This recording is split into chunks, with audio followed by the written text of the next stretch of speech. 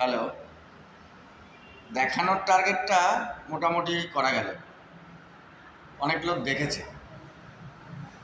এবার এই দেখানোর টার্গেটের পরে প্র্যাকটিক্যাল টার্গেট হয়, বুঝে শুনে প্র্যাকটিক্যাল টার্গেট করার দরকার আছে। শুধু দেখালাম তাতে কাজ হয়ে গেল এরকমটা নয়।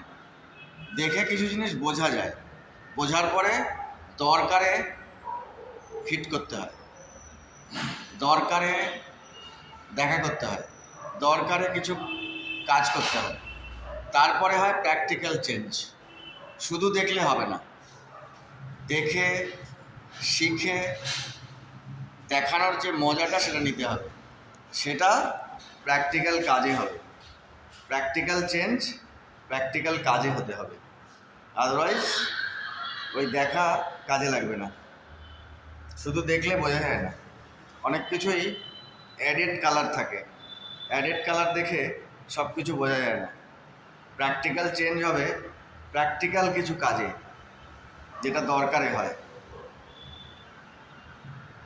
কাজ না করে দরকার মেটানো যায় না,